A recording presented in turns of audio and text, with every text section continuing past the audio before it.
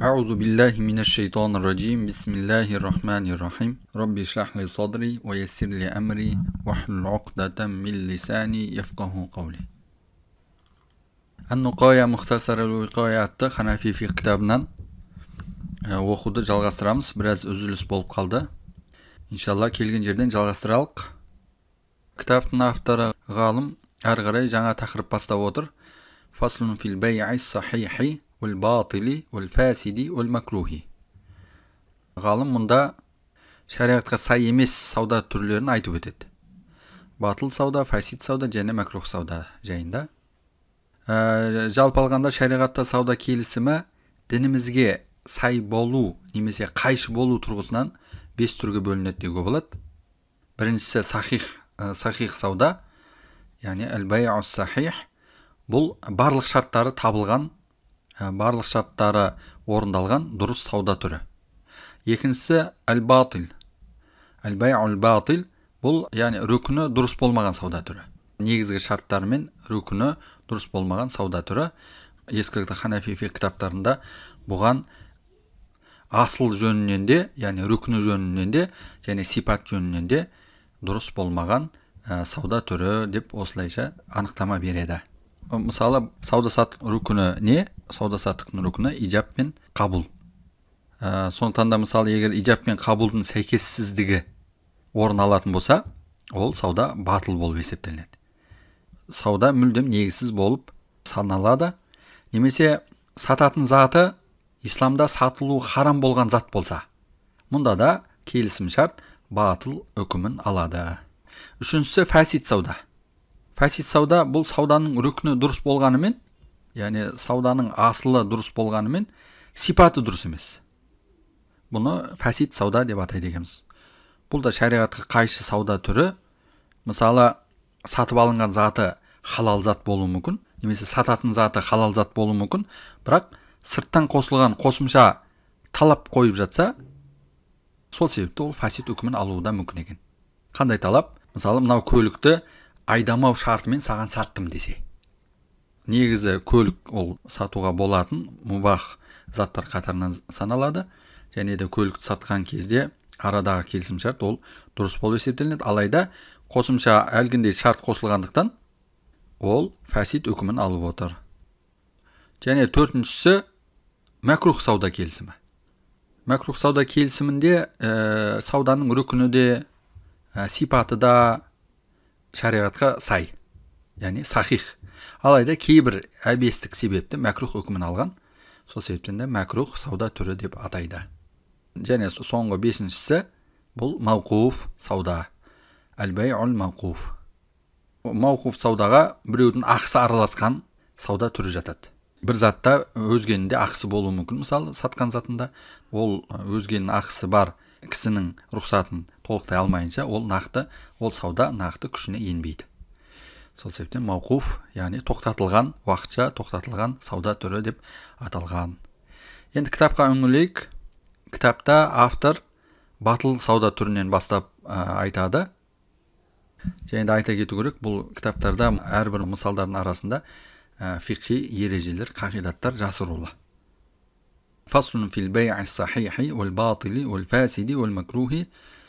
Сахих, батыл, фасид және макрух сауда түрлері бабы. Батала бай'у. Сауда саттық батыл болды. Яғни мүлдем негізсіз болып саналды. Батала бай'у, сауда саттық батыл болды, яғни мүлдем негізсіз болып саналады. Қашан? Ма лайса бималин. Егер мал дүние болып есептелмейтін, басқаша айтқанда материалдық құны жоқ зат сатылса, ол кезде сауда не болып есептелінеді екен? Батыл, яғни негізсіз болып есептелінеді екен. Мысалы, кәддами, қан сатсаңыз, қан мал дүние болып есептелмейді. Қанның материалдық құны жоқ. Яғни әлде бір сауда тауары ретінде саналмайды. Сол себептен қан сататын болса, ол сауда не болып есептелінеді? Батыл сауда болып есептелінеді. Екіншісі өлмайтати, өлексенің еті. Өлексе де ол дүние емес. Өлексе деген ол қоқыс. Сол себептен оны сатқан жағдайда да ол сауда дұрыс болып есептелмейді. Өл хурри, азат адам. Шариғатта ескілікті құл иеленушілік заман кезінде құлдарды сатуға рұқсат етілген, алайда шариғатта азатты адамдарды сатуға болмайды. Сатқан жағдайда да ол сауда болып есептелмейді. Және азат адамның үкіміндегілер. Бұларды да сатқан жағдайда сауда болып есептелмейді екен. Мысалы, қожайынына бала туып берген күң. Ол күң де болса, бірақ қожайынына бала туып бергендіктен ол уммул валад үкімін алады, сол себептен оны сатуға болмайды. Мукатаба, яғни өзінің азаттығын белгілі бір ақшаға сатып алу келісімін жасасқан құлды айтады мукатаба деп. Ол мукатабаны да сатуға болмайды. Және мүдәббәр, яғни иесі егерде айтса құлына мен өлгенде азаттысың деп уәде берген болса, сол құлды мүдәббәр деп атайды.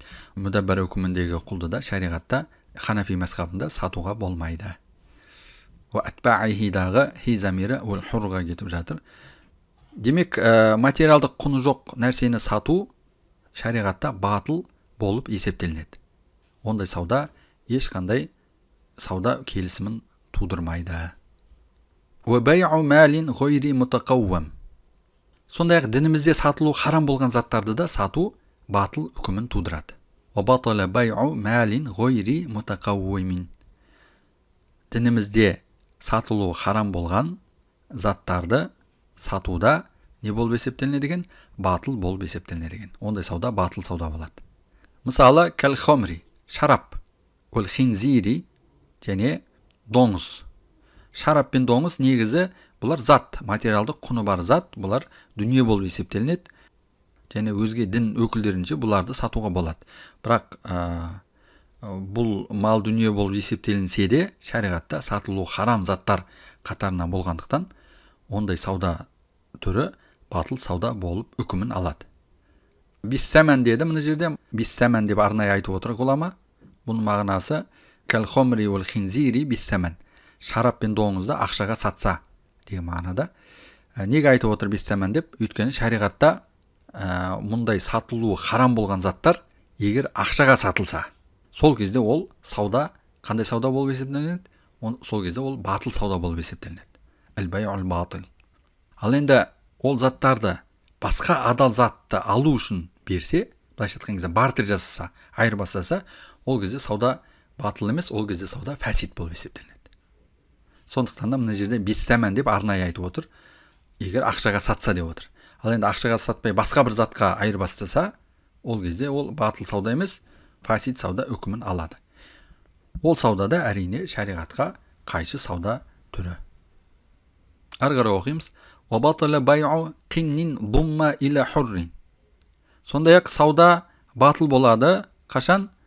Егер құл болған бір адамды азат адаммен қосып сатса.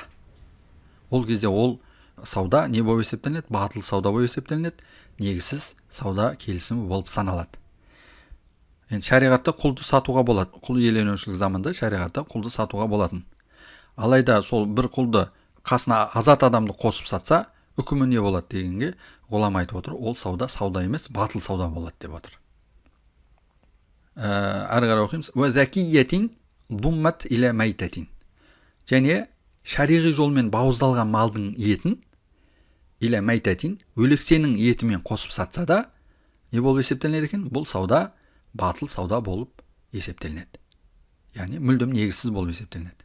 Енді шариғатта бауыздалған малдың етін сату адал әрине. Алайда оны өлексемен қосып сатса, ол кезде ол сауда болып есептелмейді. Ол келісім болып есептелмейді. Ва ин сәмәнә күллин. Тіпті олардың әрқайсысының жеке бағасын айтқан болса да. Яғни айтса, егер мынау бауыздалған малдың еті мұнша теңге, өлексені мұнша теңгеге ал, бірақ екеуін қосып аласың деп әрқайсының бағаларын айтып тұрып айтса да, Абу Ханифа рахматуллахи алейхтің пікірі бойынша мұндай сауда болып есептелмейді.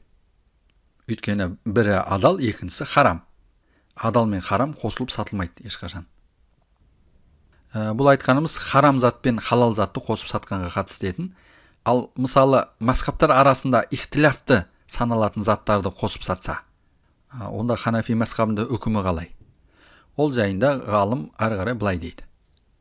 Уасахха фи қиннин думма иля мудаббарин.